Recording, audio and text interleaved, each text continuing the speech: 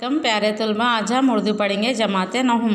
जमाते नहुम में आप लोगों को 3rd लेसन तक रिवीजन मुकम्मल हो चुका है और 4th लेसन आज ईदगाह है, उसमें रिवीजन पढ़ेंगे। जो जो भी इम्पोर्टेंट क्वेश्चन से आप लोगों को टिक करती और शायर का तारुफ है इसमें, वो भी पढ़ेंगे। और सबसे पहले ये बात बोल रही मैं, आप लोगों को पार्ट 1 एग्ज़ाम्स रखने वाले, यानी स्टोरी लिखना रहता आप लोगों को, बुक रिव्यू रहता ना पार्ट 1, तो बुक रिव्यू के लिए आप लोगों को बुक्स देते, उसको अच्छी तरह पढ़ के किस तरह करना हम लोग समझाते। उसके बाद क्या करना आप लोग, उसको अच्छी तरह पार्ट 1 लिख के आप लोगों के FA1 नोट्स है ना, उसमें लिख के लाना है। बुक से हम लोग जिस दिन भी बुला के देते उस दिन आके तमाम तलबा लेना रहता। इसी तरह अब हम लोग ईदगाह 4th लेसन कौन सा है, ईदगाह का रिवीजन पढ़ेंगे। लेसन कौन सा लेसन है, 4th लेसन। 4th लेसन में देखो तलबा क्या है, 4th लेसन ईदगाह रिवीजन। ये रिवीजन चल रहा, लेकिन आप लोगों कोई भी आंसर्स रिप्लाई दे रहे, इसने खाली हम लोग वीडियोस भेज रहे, हो गया। आप लोग आंसर्स कुछ भी नहीं भेज रहे उर्दू में। मैं आप लोगों क्या बोल रही, जो भी खुलासा समझा रही उसका अपने अल्फाज में लिख कर भेजिए, जैसा आता वैसा बोल के बोल रही मैं। ईदगाह के लिखने वाले कौन है, मुंशी प्रेमचंद। और इसके इंपॉर्टेंट क्वेश्चन टिक कर आती मैं, टिक कर लो आप लोग। मालूम है ना आप लोगों को, ईदगाह में फर्स्ट सेकंड बीट में इजहार माफी ज़मीर तख्लीकी सलाहियत का इजहार, इसमें पूरे बिट्स में FA2 FA1 में दे चुके थे हम लोगों को। ये बिट याद करना आप लोग, और FA2 के लिए नहीं बल्कि खाली आप लोगों का रिवीजन के लिए है ये। FA2 का फिर क्वेश्चन पेपर बना के हम लोग बताते। और लॉन्ग क्वेश्चन यहाँ है, बे बिट फर्स्ट एंड सेकंड, उसके बाद लफ्ज़ियात रहता, उसके बाद ग्रामर रहता। तो इससे पहले हम लोग मुंशी प्रेमचंद के बारे में, मुसन्निफ कौन है, मुंशी प्रेमचंद। मुंशी प्रेमचंद का तारुफ देखो तलबा, ये भी इम्पॉर्टेंट है, आप लोगों को 4 या 5 मार्क्स में आ सकता। मुसन्निफ का तारुफ, मुसन्निफ कौन है, मुंशी प्रेमचंद। प्रेमचंद 13 जुलाई 1880 को बनारस के एक छोटे से गांव लहमी में एक गरीब घराने में पैदा हुए।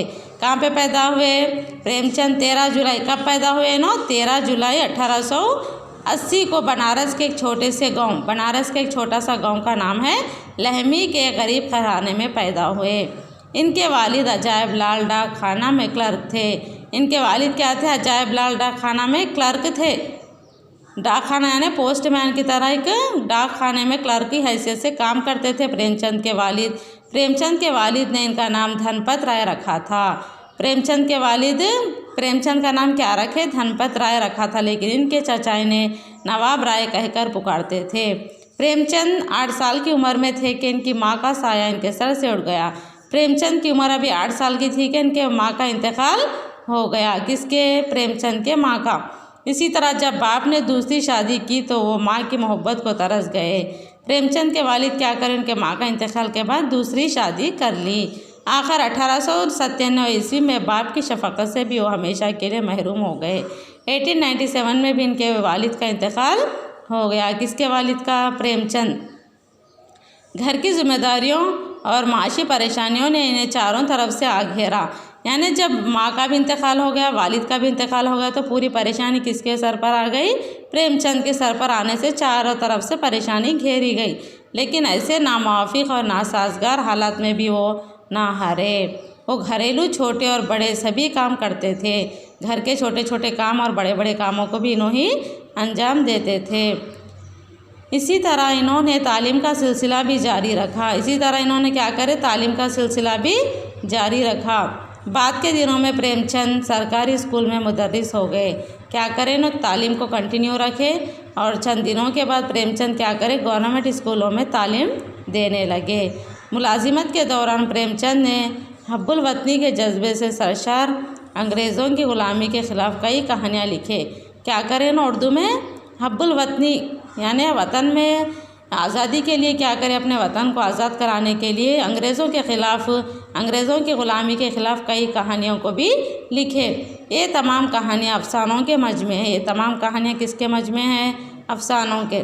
सोज़ो वतन के नाम से भी शाया हुए। प्रेमचंद को मुख्तसर अफ़साना निगार का बादशाह कहते हैं। प्रेमचंद को क्या बोलते हैं, इन अफ़साने बहुत लिखते थे। अफ़साना यानी ईदगाह क्या है, अफ़साना। आप लोगों को ईदगाह लेसन बहुत ही अच्छी तरह समझाई मैं। और कौन सा भी क्वेश्चन देंगे वो लेसन पढ़ के आप लोग आंसर्स लिखना। तो ये लिखे ईदगाह लिखे सो अफ़साना किसका है, प्रेमचंद का। तो इनको क्या बोले, प्रेमचंद को अफ़साना निगारी का बादशाह कहा जाता है। इनकी सबसे बड़ी खिदमत मुख्तसर अफसाना निगारी में ऐसी रिवायतों की बुनियाद पर है जो दूसरे अफसाना निगारों के लिए मशाल राह पर है। इसी तरह उर्दू अफसाने के फ़न को प्रेमचंद ने इस्तेकाम बख्शा और वो उर्दू के एक बुलंद पाया अफसाना निगार जाने जाते हैं। उर्दू के बुलंद पाया अफसाना निगार है कौन? प्रेमचंद। प्रेमचंद तरक्की पसंद तहरीक के हामी थे।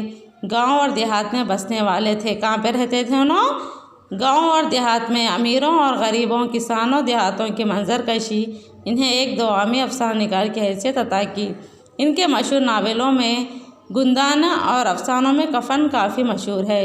उर्दू अदब का मशहूर अफसाना निगार 18 अक्टूबर 1936 को हमेशा के लिए खामोश हो गया। यानी इनका इंतकाल कब हुआ? 18 अक्टूबर 1936 को हाँ इनका इंतकाल हो गया। इसी तरह तुलबा ये अच्छी तरह आप लोगों को समझ में आया होगा। यानी जैसा वैसा नहीं लिखने के बावजूद आप लोग इसको 1 से 4 मरतबा पढ़ के इसके जुमले नीचे ऊपर भी लिख सकते हैं। आप लोगों को मुसन्निफ़ का तारुफ लिखा हुआ तो ये एग्ज़ाम में लिखने आना। इंशाअल्लाह अगली क्लास को हम अगले क्लास में अगला हिस्सा पढ़ेंगे।